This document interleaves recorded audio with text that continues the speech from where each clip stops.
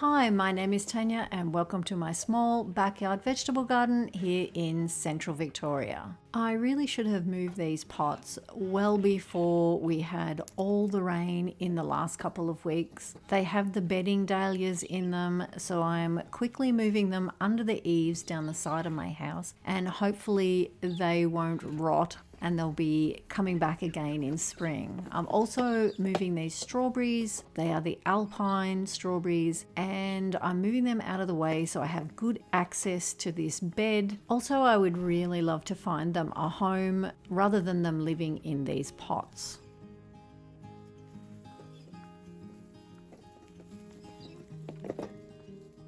I am going to pull up all these metal covers off the asparagus. I have been using them to mark where all the plants are while they have got established. Most of these plants I bought off a lady. They were established plants. I found them on Facebook Marketplace, and some are the purple that I put in last year.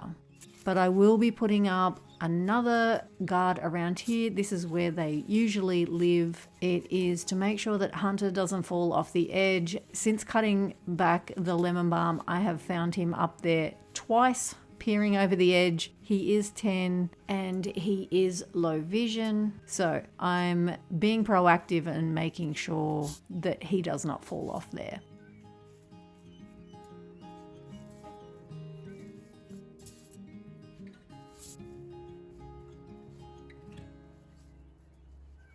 This is the giant Russian rhubarb, and that will be shifting into the bed further along when I move all the rest of my rhubarb.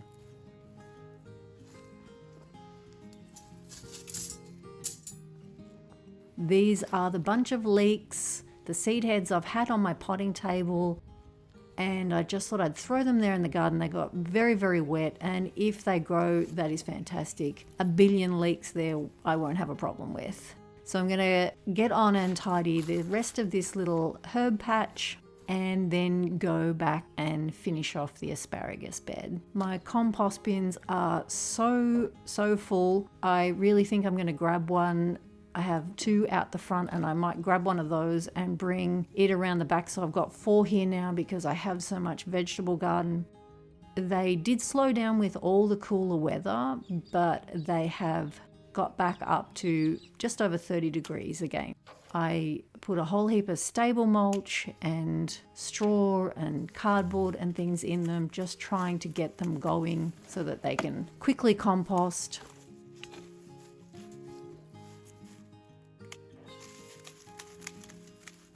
Cutting back a lot of oregano I have planted here. It makes such a great living mulch. I love how it all just blends in, the thyme, the sage, and it all just sort of grows in there together.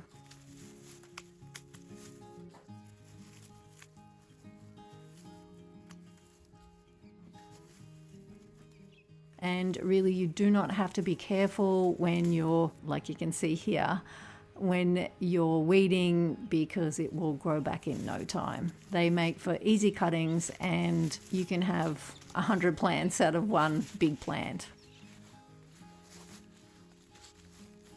Going to move on and cut back this pineapple sage. I have left it till now to do because I had a lot of little honey eaters feasting on the flowers right up in late autumn. They have enjoyed those, and I actually had a lot of parrots coming and eating the seeds of the lemon balm, which I was more than happy to leave later for those. But everything's pretty much gone, so it's time to chop it all back, which is great because I really want to get in and sort the strawberries.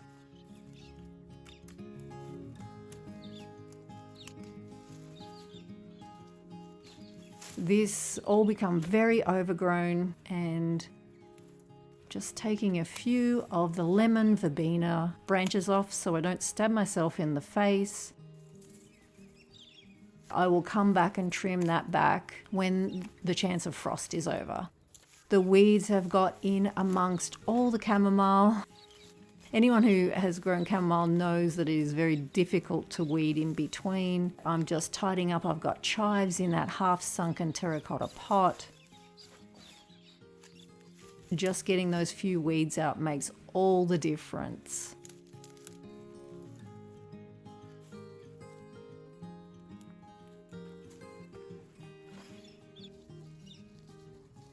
More thyme growing all along the front of this garden bed. It keeps the weeds down and it just sort of goes into dry woody little branches, so it's easy enough to pull out and chop back.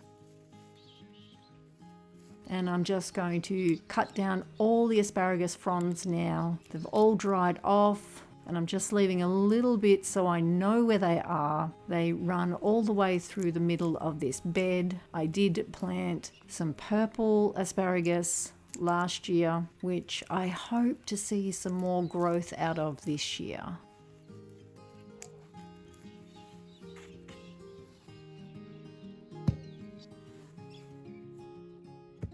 Going to pull back all the pea straw off the asparagus so I can get some manure on and some mushroom compost.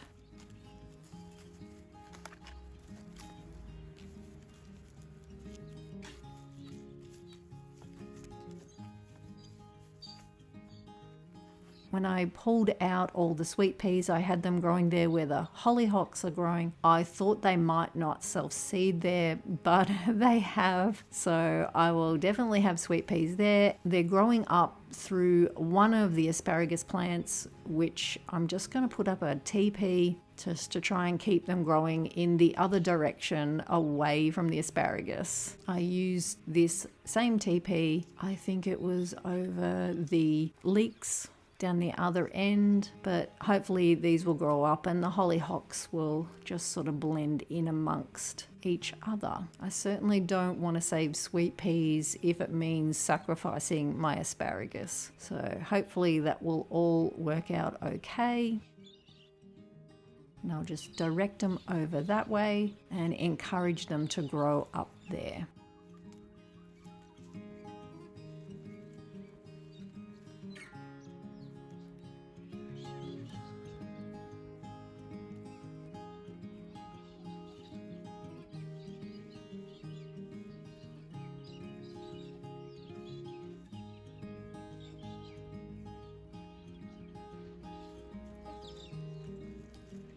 I'm pulling up this soaker hose just so it doesn't get completely covered by mulch. It runs all the way through the middle of this bed, up through the strawberries, the herb bed, and around the lemon tree.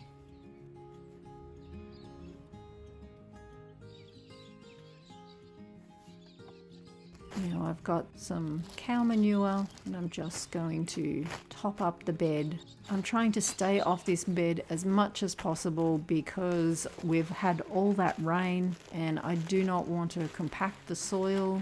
After the rain, I stayed away from the vegetable garden because I didn't want to compact all the lawns and everything. We really did have a lot of rain, and I have buffalo lawn, which means that it really dies back in winter, which I don't mind because I like my lawn not to be too aggressive. It's very easy to control during its growing season, which I like. Just putting on a heap of mushroom compost. It was left over from the garden beds, so I will be very happy to get rid of a couple of these wheelbarrows, empty them out, and top dress the garden beds while I'm doing it. So it's a double win.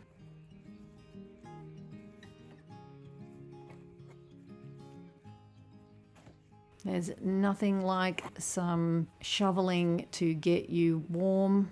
As you can see, I've stripped right off my jacket. Just getting out and moving has been so good after so much rain. You can't come out to the garden and do that physical work.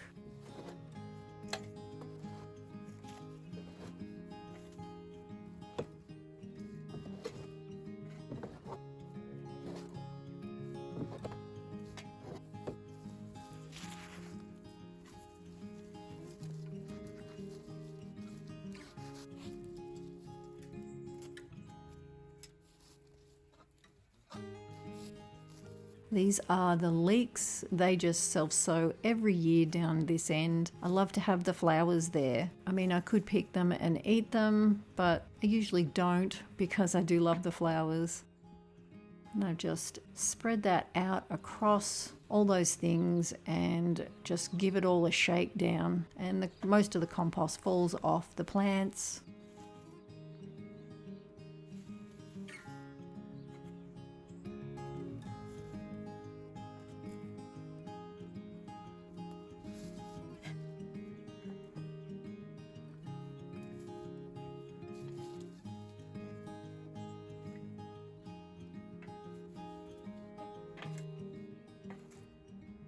Same with the lemon tree,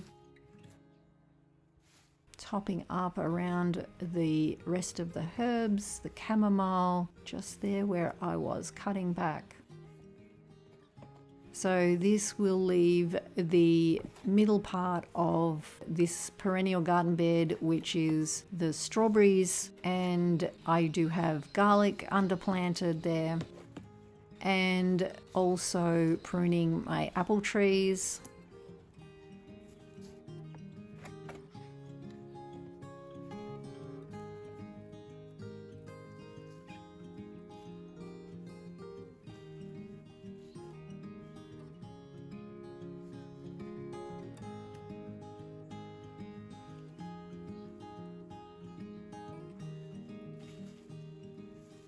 Now I've just lay this hose back over. I might try and get a bit of mulch back over that because I do not want it to damage with frost, but I also don't want it covered in cow manure and mushroom compost to block the holes.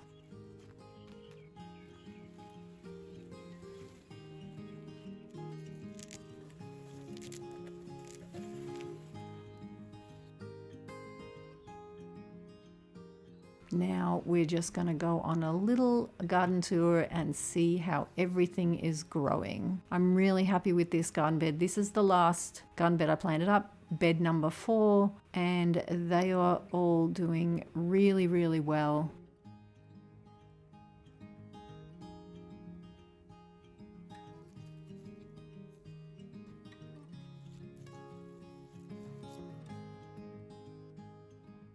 Most of the crookneck garlic has come up through the ground. There are still a few that would be missing, only because I know because I planted them in rows. The elephant garlic is settling in. There are no potato onions through yet. I've got an empty pot that I should have something in, and I think I will pull up the perpetual spinach, top up that pot and plant it back in there. Got the red banana shallots. And over this side, I've got the carrots, which are looking very happy.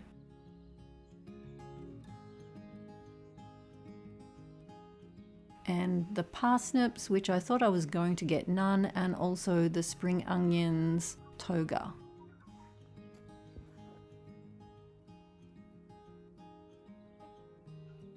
And I just make sure this stays covered up because I do not want any of the birds getting in there. The cabbage this end isn't looking too bad. This is garden bed number 3, so it was the second last bed to be filled, but I did put those marked down purple sprouting broccoli in there. And this is the radicchio I grew in the seed snails.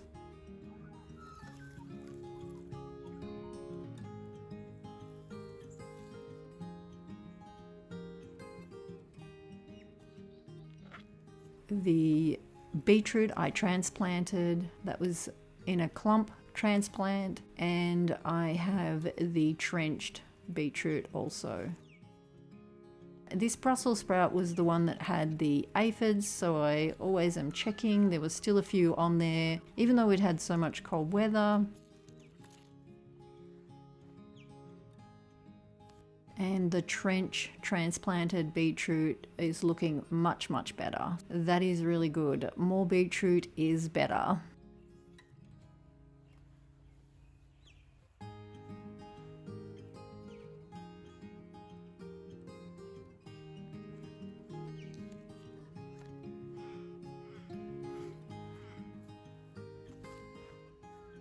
The markdown purple sprouting broccoli has settled in really well. It looks pretty happy.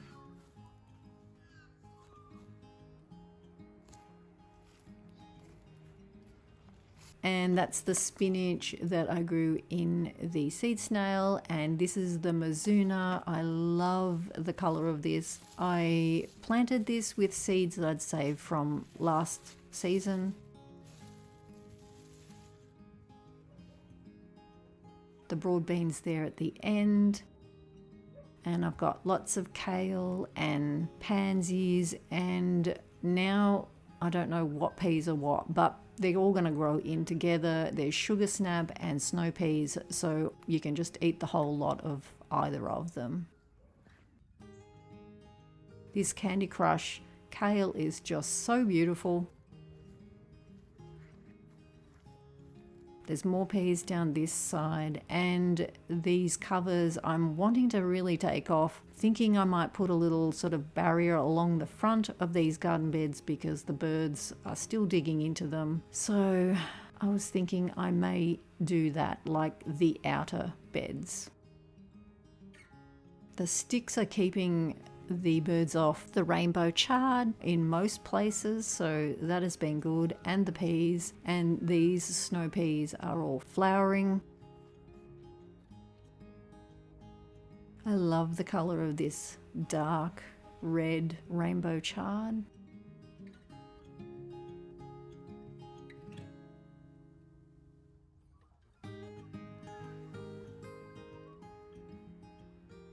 Just there at the front, they're getting in there and digging. All those peas that I just dumped in there are all coming up through the ground and are looking really good.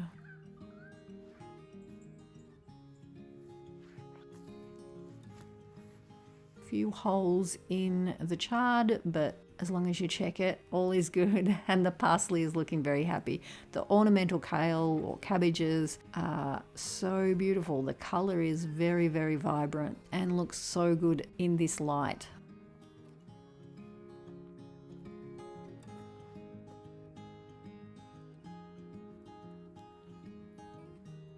The curly purple kale.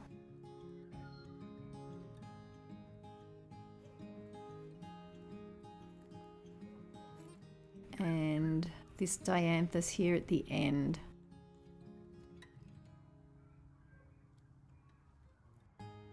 I did direct sow a whole heap of broad beans and snow peas underneath the raspberries, hoping to just use the bed when they were dormant. I don't know, it's a bit of a test and I'm not sure how it'll go. Either way, having them growing in there and just me chopping it down, it's no loss. But extra peas and broad beans would be nice. We'll see. It gets a lot of shade though this time of year.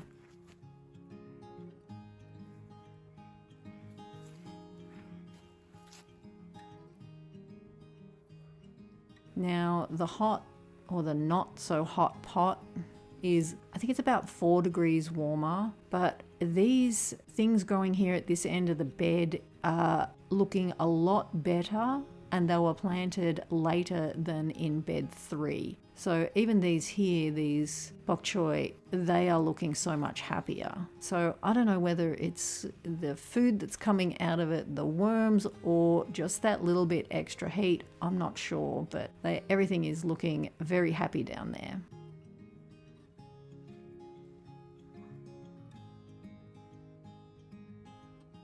The broccoli bambino, there's plenty of little broccoli pieces that you can pick, or I have been picking.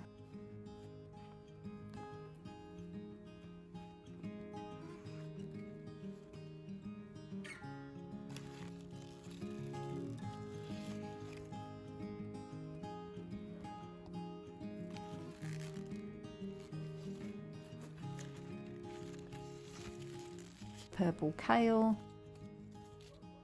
These are the peas that I planted here out of the seed snail, and some more radicchio. This is in garden bed number 2. and the iceberg lettuce. These are the red onions. They're growing really well now, so I'm very happy to see that they've taken off. And more snow peas growing up the arch. The red and green cabbages. And the Brussels sprouts. I'm so excited to pick Brussels sprouts. The little tops of the Brussels sprouts are so beautiful though. And the mini cauliflowers.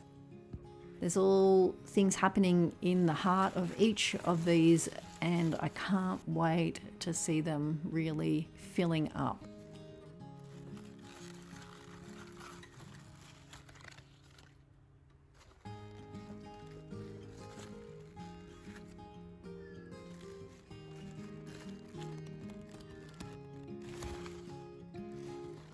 We've got more beetroot here. It's a mix. This is where I transplanted from. And the rainbow chard and the cosmic purple carrots. The carrots are really getting a bit of size about them. I'm looking forward to picking carrots again. And all the little iceberg lettuce seedlings that I just direct sowed there.